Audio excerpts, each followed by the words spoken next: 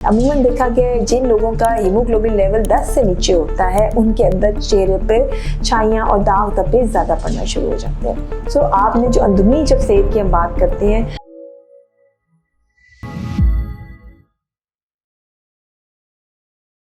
अस्सलाम वालेकुम जी। आज हम जिस टॉपिक पे बात करेंगे वो ये है कि स्किन केयर आपको अपनी प्रेगनेंसी में क्या करनी चाहिए।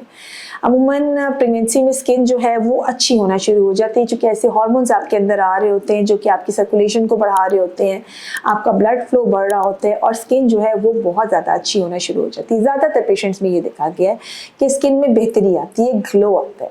लेकिन कुछ पेशेंट्स ऐसे होते हैं जिनमें ये इफेक्ट ऑपोजिट आता है, यानी उनका चेहरा ख़राब होना शुरू हो जाता है, चेहरे पे बल्कि दाग धब्बे आना शुरू होते हैं और कुछ पेशेंट्स के अंदर छाइयाँ पड़ना शुरू हो जाती हैं। ठीक है, सो दो तरीके से आपकी बॉडी इसको रिस्पॉन्ड कर सकती है। अब हम उस स्किन केयर पे बात करेंगे कि जो कि आप अपनी प्रेगनेंसी में रखिए, ताकि अगर आप पे कोई नेगेटिव इफेक्ट आ भी रहा है तो उसको कम से कम किया जा सके।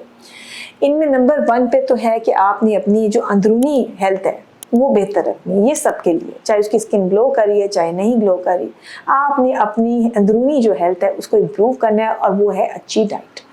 ठीक है, जंक फूड या ऐसे फूड जो कि कहने बहुत हैवी फैट्स वाले होते हैं, फैटी फूड्स जो होते हैं, उनको आपने अवॉइड करना है। फ्रेश फ्रूट्स वेजिटेबल्स को रखना है। अपना हीमोग्लोबिन लेवल बहुत अच्छा रखना है।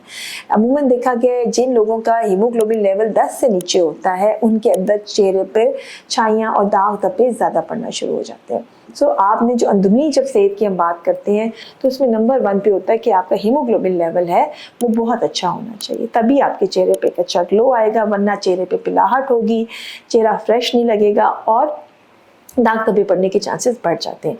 इसके अलावा जो चीज़ आप एंटीऑक्सीडेंट्स अपनी डाइट में होता है, जैसे कि किनू का इस्तेमाल है, माल्टे का इस्तेमाल है, वो आप अपनी डाइट में रखिए। इसके अलावा जो है केले का इस्तेमाल है वो भी अच्छा समझा जाता है। इसके अलावा बाकी सारी हेल्दी डाइट भी यानी आप अपने साथ साथ रखिए। आप अपनी स्किन को फ्रेश रखने के लिए पानी का इस्तेमाल बहुत ज़्यादा बढ़ाएँ। अगर उसको आप ORS कर लें या आप नींबू पानी कर लीजिए, अगेन वो उसमें विटामिन C है, एंटीऑक्सीडेंट्स हैं, तो वो आपके चेहरे को फ्रेश रखते हैं। सो ये तो होगी जो बेसिक आपने अपनी डाइट का ख्याल रखना है, जिससे आपकी स्किन बेहतर हो जाएगी। इसके अलावा जो दूसरी चीज़ हम आते हैं, जो एक्सटर्नल प्रोडक्ट्स आप इस्तेमाल कर रहे होते हैं, जो लोग एक्नी का ट्रीटमेंट इस्तेमाल कर रहे होते हैं, उनके लिए बड़ा स्ट्रॉन्ग मैसेज है मेरा कि एक्नी का ट्रीटमेंट कभी भी आपने प्रेगनेंसी में कंटिन्यू नहीं रखना।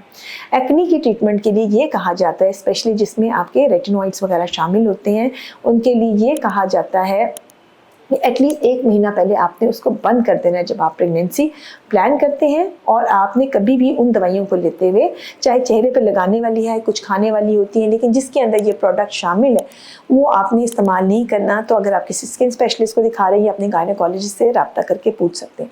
उसमें सख्ती से मना है कि आपने प्रेगनेंसी की तरफ नहीं जाना। बाकी ऐसे कोई प्रोडक्ट्स आपने प्रेगनेंसी में इस्तेमाल भी नहीं करने हैं, चूँकि वो बच्चे के लिए बड़े ख़तरनाक हैं।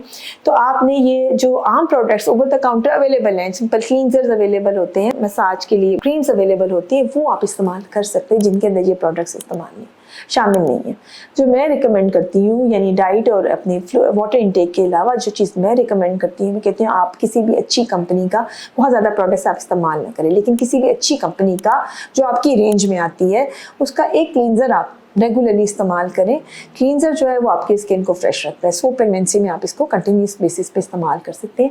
इसके अलावा जो बाकी स्किन प्रोडक्ट्स हैं वो भी आप इस्तेमाल करें। जो चीज़ मैं मना करती हूँ वो ब्लीच क्रीम्स का इस्तेमाल या पॉलिशर्स हैं, वो बहुत स्ट्रॉन्ग होते हैं, वो आपकी स्किन को जला भी सकते हैं, ख़राब भी कर सकते हैं और प्रेगनेंसी में बाज़ दफ़ा डिफरेंट तरीके से रिएक्ट करते हैं। सो उसकी बहुत स्ट्रॉन्ग फ्यूम्स भी होते हैं जो आप और आपके बच्चे की सेहत के लिए नहीं है। तो प्लीज़ आप ब्लीच क्रीम्स का या कह लें कि जो पॉलिशर्स होते हैं उसमें ब्लीच क्रीम्स ही होते हैं, इनका इस्तेमाल मत कीजिए। लेकिन अदरवाइज आप सारे अपनी रूटीन के ब्यूटी प्रोडक्ट्स इस्तेमाल कर सकते हैं।